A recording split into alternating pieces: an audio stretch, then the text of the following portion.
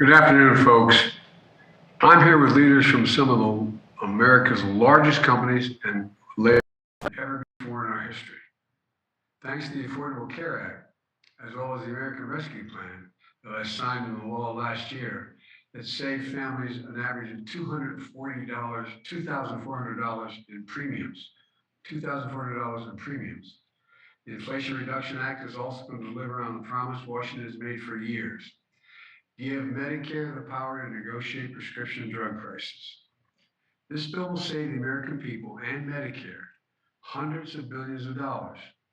It's going to cap the amount of money seniors pay for prescription drugs at $2,000 a year, period. Whether it's for cancer, for other diseases, and the treatments they need, maximum $2,000 a year. That's a godsend for so many families. Second, we're going to invest $369 billion to address the climate crisis and bring down family energy bills by an average of $500 a year. We're going to do this by providing working families rebates to buy new and efficient appliances, weatherize their homes, and tax credits for everything from heat pumps to rooftop solar to wind energy. It also provides tax credits to spur the construction of energy projects all across America, projects that will deliver new clean energy and strengthen our country's grid. There are also manufacturing tax credits as well in this bill to make products like solar panels, wind turbines, battery storage, make it right here in the United States of America. This is going to create thousands of good paying jobs, apprenticeship opportunities, and manufacturing jobs for clean energy construction projects, solar projects, wind projects, clean hydrogen projects, carbon capture projects, and so much more. Along with the CHIPS and Science Act that I'll be signing into law next week, the Inflation Reduction Act will mean we're making the largest investment ever in clean energy and American energy security, largest in our history. And it'll be the largest investment in American manufacturing as well. Joining me today are the CEOs of some of the most iconic American manufacturing companies and the union leaders who represent America's manufacturing workers. They see how already, because of our work over the last 18 months, American manufacturing is coming back stronger than ever. Where is it written that America can't lead in manufacturing in the world? 613,000 manufacturing jobs created just since I took office, the most created in 3 decades. And with the investment in this bill, we are going to supercharge that recovery, make sure that the manufacturing innovation and jobs that come from this bill are made in America. And third, this bill is going to reduce the deficit by another $300 billion. That's beyond the record $1.7 trillion we're on track to cut the deficit by just this year, this fiscal year. And we're going to help pay for those critical needs for working families in our economy by asking corporations earning more than $1 billion a year to pay a minimum tax of 15%. That's less than a school teacher and an auto worker pay. Let me be clear. Despite what some folks are saying, the Inflation Reduction Act makes sure that no one earning less than $400,000 a year will pay a penny more in federal taxes, notwithstanding all these ads you see on television. But don't take my word for it. Nearly 130 economists, 7 Nobel laureates in economics, former Treasury secretaries, the Federal Reserve Vice Chair, former director of the Congressional Budget Office, wrote that this bill will, quote, fight inflation and lower costs for American families while setting the stage for strong, stable, and broadly shared long-term economic growth, end quote. So, look at the facts. So let me close with this. The Inflation Reduction Act lowers prescription drug prices, lowers health insurance premiums, invest in clean energy that will create jobs and economic opportunity for business and labor, reduces the deficit, and makes common sense reforms to our corporate tax code. These are the facts. One more thing. The Inflation Reduction Act has bipartisan support among the people of this country. Look at the polling data. The vast majority of people in America support what's in the Inflation Reduction Act. So my message to Congress is this: listen to the American people. This is the strongest bill you can pass to lower inflation, continue to cut the deficit, reduce healthcare costs, tackle the climate crisis, and promote America's energy security, all while reducing the burdens facing working class and middle class families. Pass it. Pass it, get it to my desk. Pass it for the American people. Pass it for businesses and workers. Pass it for America. I'm going to stop here and turn this over to Brian Deese to start the meeting. But thank you, and thank you all for participating in this meeting. I really appreciate it. Thank you, Mr. President, and let me echo my thanks to all of you for joining us and for offering your perspective today. I just want to, we'll start right in and ask Jennifer, you to start us off. First of all, congratulations on the new role, and would really appreciate your perspective from the manufacturing lens.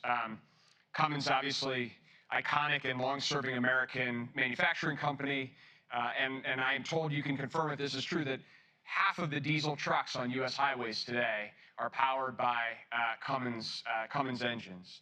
And so would really just love to start off with your perspective on how this legislation, as well as the other efforts that we're working on together, affects your thinking about how to grow American manufacturing and importantly, stay on the cutting edge of manufacturing innovation here. Great. Well, thank you, Brian, and thank you, Mr. President, for the opportunity to be here today and speak in support of the Inflation Reduction Act and in particular the clean technology focus within that bill. As you know, Cummins is a global power leader. We're headquartered in Columbus, Indiana, and we employ more than 26,000 employees across the United States. In fact, we increased that number by several thousand yesterday when we completed our acquisition of Meritor. And we provide power solutions for a wide range of applications. As you said, Brian, we're best known for providing diesel engines in trucks, and almost every truck on the road has either a Cummins engine or a Cummins component on another engine. We also provide a wide range of other power solutions, including construction, agricultural equipment, power generation, including backup power for hospitals, data centers, even the Statue of Liberty.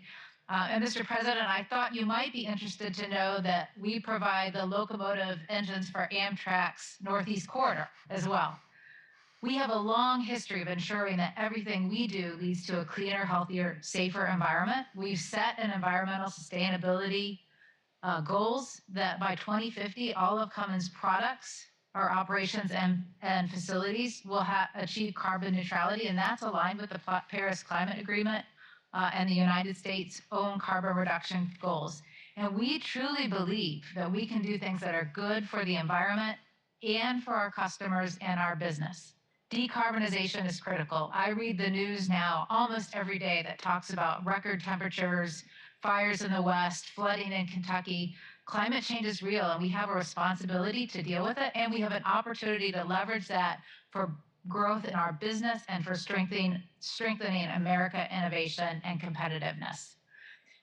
To do that and to have the biggest impact and help our customers as we make this transition, create good paying American jobs, we need the right policies and incentives for infrastructure development and deployment of new and improved technologies. And many of those market-based incentives that we think are needed are included in the Inflation Reduction Act.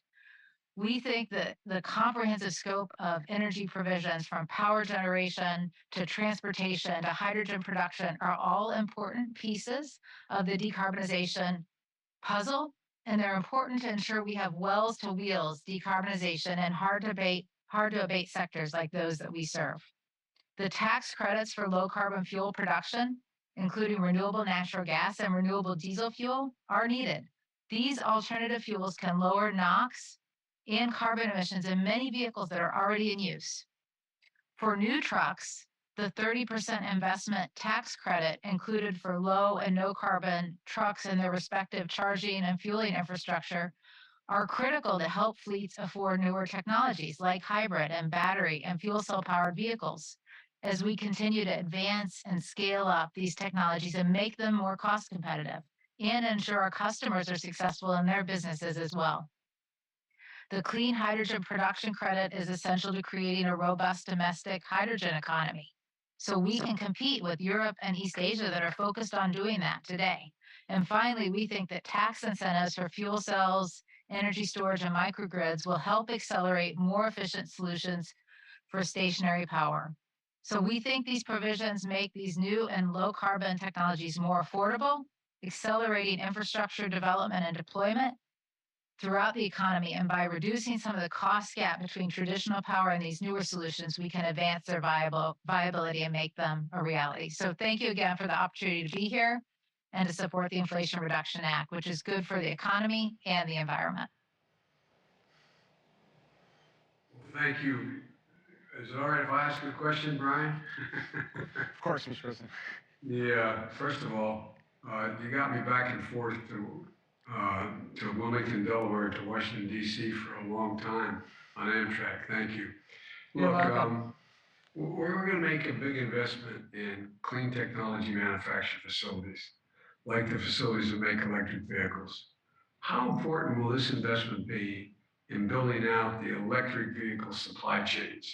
Because it seems to me that's one of the, I mean, everybody's looking at doing that. We seem to, I think we have an enormous opportunity here. Yeah, I agree, Mr. President. There's a lot of work to build out those supply chains, to build out the infrastructure, to move to these new and a variety of different fuel and technology types. And we see a significant opportunity to increase U.S. manufacturing capacity and grow jobs here in all these different technologies that support our strategy, Destination Zero, to decarbonize our industry. So we're excited for the opportunity to bring some of those solutions here in the U.S., export those technologies globally, increase America's economic competitiveness as we focus on this. And Cummins has done this before. We actually made diesel technology viable for commercial trucking applications. And we see the Inflation Reduction Act as one key piece of accelerating our journey and really transitioning our applications to technologies of the future like battery, fuel cell, electric, and green hydrogen. Well, I think you can do it. I really do. And I hope this is as helpful as we think it is, because you've always been in the forefront here. And, the idea, I keep trying to remind people, and I don't think I have to remind anybody on this Zoom, that there's not a damn thing we can't do when we set our mind to it. We have never failed in trying to break through, no matter what. I mean, over the last 100 years. And I think this presents an enormous opportunity for a healthier environment, a cleaner environment, a cheaper environment for people to get by on. And at any rate, I am really optimistic.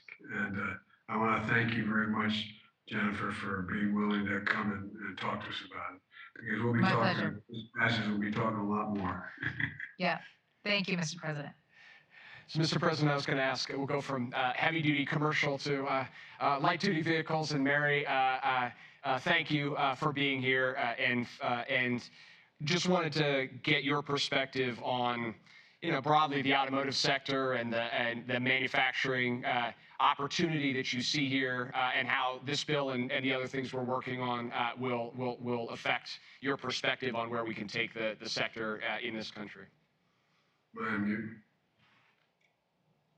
Great. Well, Brian, thank you, and Mr. President, thank you as well. I today am at one of our manufacturing facilities. By the way, we owe you big. You started all this. I remember our conversation. No, I'm serious. I am serious. Well, we're working hard, and I'm actually at one of our manufacturing facilities in Ohio today, and I'm very pleased to participate on behalf of GM and to have the opportunity to add GM's voice in support of the Inflation Reduction Act as currently proposed. And Mr. President, I also want to thank you for your leadership, your engagement with congressional leaders and a broad set of stakeholders over the last year, I believe has really helped us get to this point. At GM, we believe we are at an inflection point, and one that, as we take these steps, we can create a much brighter future for America. You know, as we talked about the transition to an all-electric future, Mr. President, you saw what General Motors saw and continues to see. And it's the opportunity to create and maintain good-paying American jobs and the opportunity for America to lead in electrification and innovation.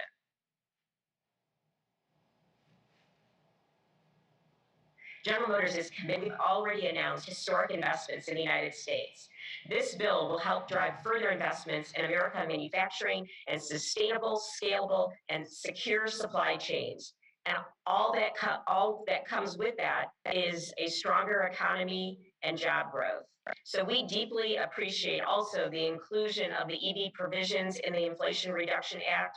While some of the goals cannot be achieved overnight, we are confident that the significant investments GM is making in manufacturing, in the workforce, in our infrastructure, in supply chains, and in clean energy will establish the U.S. as a global leader today and in the future. So once again, thank you for the opportunity to voice our support for the Inflation Reduction Act. Thank you, Mary. And I wanted to just bring Liz, you in here too. You said recently that this bill was your focus here was on real solutions for working families, and hoping you could give us your perspective from the kind of the ground level view from the families and workers that you're talking to and engaging with, how you see this piece of legislation intersecting with their needs and their priorities. Absolutely. Thank you, Brian. Hello, everyone. I too want to start by thanking President Biden and the administration for your commitment to American manufacturing, and of course for inviting us to be a part of this conversation today. I think it's a great mix of labor and business leaders, and it shows how important and historic the Inflation Reduction Act is. And I'm bringing the voice of our 57 unions, 12.5 million members, who believe this bill is going to help us reshape the future and deliver real help to working families by reducing rising energy and healthcare costs. And when I'm on the road talking to working people, they're worried about making ends meet. And so these steps to lower healthcare costs, especially the high cost of prescription drugs, investing in our clean energy future, addressing our broken tax code. This is going to deliver fundamental economic change across America. And by the way, asking the top 150 or so companies to start paying their fair share of taxes is music to our ears. And let's just be clear, asking 150 of the largest, most profitable companies to pay a minimum of 15% in taxes is not going to harm manufacturing investment in the US. In fact, much of the revenue created by this tax would be from companies who have historically dodged taxes by manufacturing overseas. So our members are especially excited about the historic clean energy investment that this bill would make, because as was said, it's going to create millions of good jobs for working people and cut climate pollution by 40%. So this is what we need to jumpstart the clean energy transition, address the climate crisis, make clean energy more accessible and affordable. And these investments would actually decrease the cost of domestic clean energy by over 1/3. And so that's going to be a game changer for consumers. But we have to look at the other side of the coin too. And this bill does that by keeping the working people who are going to make that future possible front and center.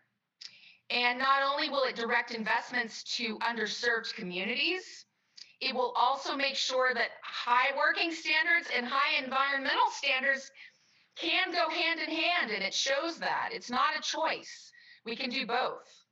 And so including the labor standards, domestic content requirements on the tax incentives, that's going to create good paying jobs in construction, manufacturing, right here in America. Of course, the prevailing wage and apprenticeship provisions will make sure that these investments not only help strengthen the environment, but are strengthening our economy and that pathway to the middle class.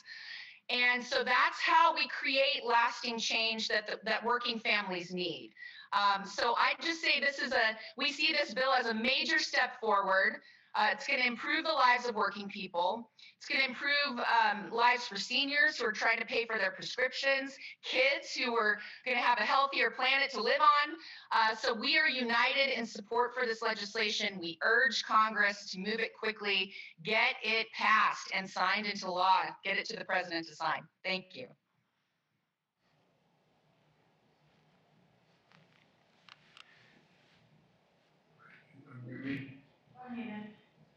Hey, Liz, thanks. And Mary, you guys are a hell of a team. What's going on? You know, one of the things that, and you heard me say this before, Mary, my dad used to have an expression. He said, "The job's about a lot more than a paycheck. It's about your dignity. It's being able to look your kid in the eye and say, it's going to be okay. It's going to be okay." The only way we're going to be able to do that for American workers is make sure that we continue to grow and create good paying jobs.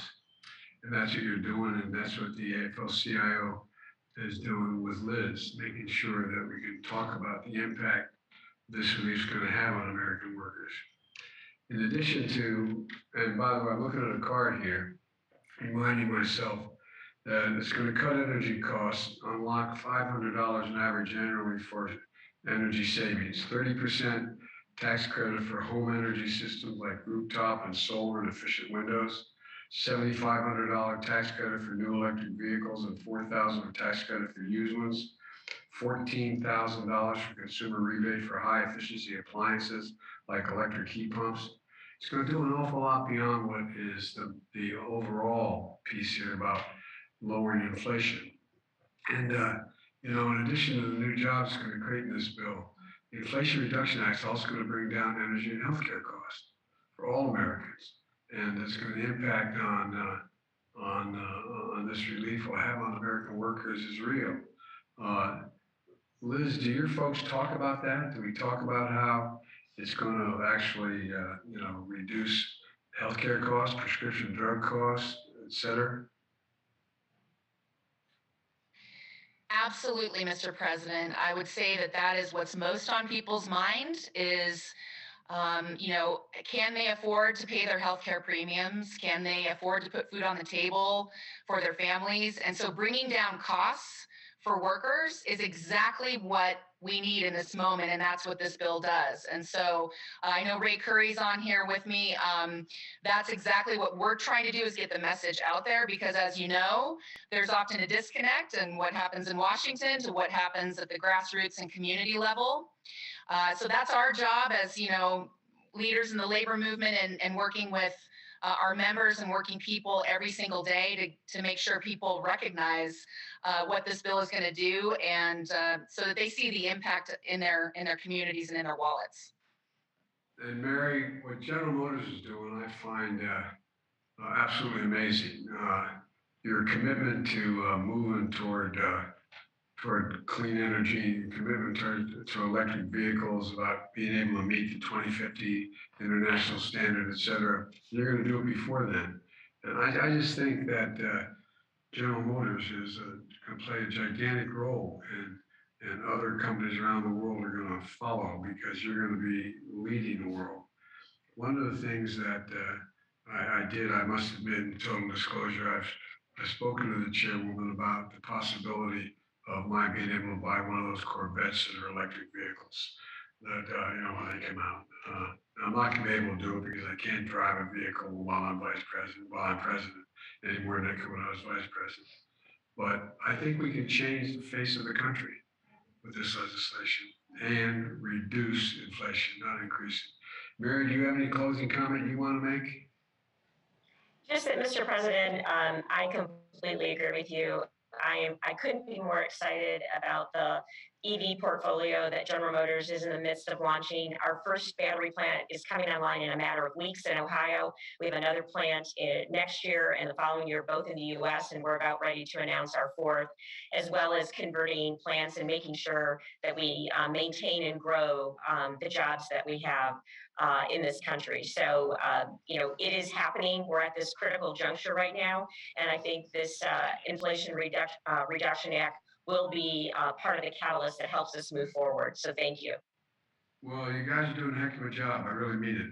Thank you very, very much. I know there's more people want to speak and we're going to hear more, but I just can't tell you how much I think you have collectively moved this whole movement of getting to clean energy, creating jobs, increasing environmental protection, reducing everything from drug prices on matters. This is one of those inflection points in history. And you all are at the forefront of all of you on the screen. We haven't gotten even to most of you yet. But again, thank you both very, very much. Appreciate it. And Mr. President, on the topic of drug prices and healthcare prices as well, I wanted to bring Greg Adams in, and you're serving actively now, I think 12 million patients and close to 2 million Medicare beneficiaries. And so would love your perspective on the healthcare elements of this, particularly in light of what both the President and Liz Schuler said about it being top of mind to people, healthcare premiums, drug pricing, and your perspective.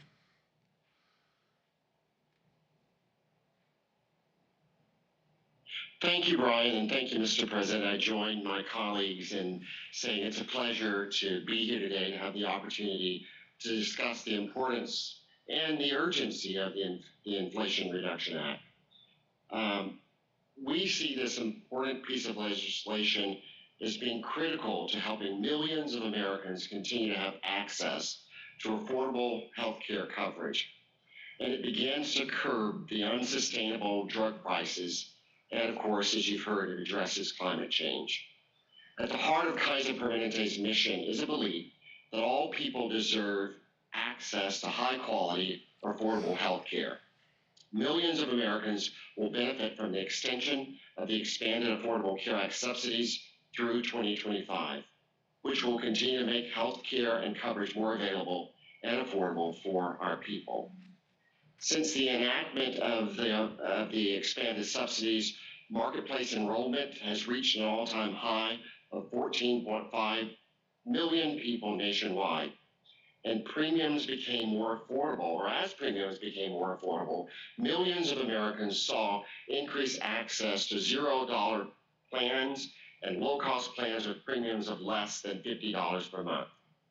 These expanded subsidies were set to expire, so this legislation is just in time for millions of Americans.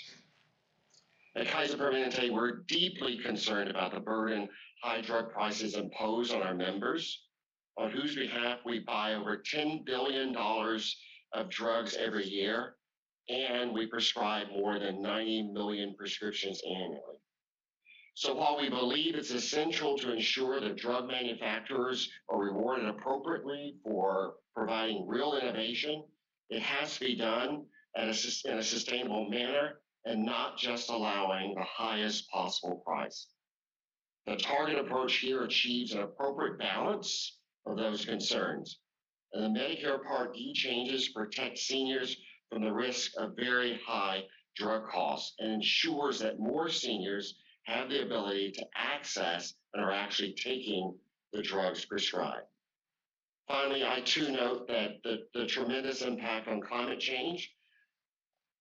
Climate change is real, it's here, and it is an issue for us as healthcare providers as it disproportionately affects socially disadvantaged communities. So as one of the nation's largest not-for-profit health plans and care delivery systems, each of these issues have a direct impact on our members, our patients, and our communities, and are critical to our ability to carry out our mission to provide high-quality, affordable care, and to ensure that we're helping improve the health of the communities that with which we're in and we serve. So we join our colleagues in encouraging Congress to act without delay to bring the benefits of this important legislation to the American people. Thank you, Mr. President.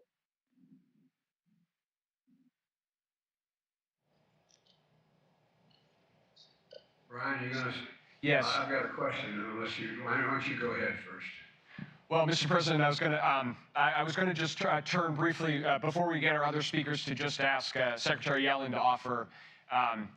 Before you do, can I ask a question? Sure, of course. I'd like to ask a question. First of all, Craig, thank you very much. It's astounding the number of people you service every day. And one of the goals of this bill is to keep drug prices and while still allowing drug manufacturers to be rewarded appropriately and for providing real innovation. Do you think this meets that balance of both? Because look, the last thing I want to do is I don't want to see there be a disincentive by drug companies to not seek answers to some of the diseases they're trying to deal with.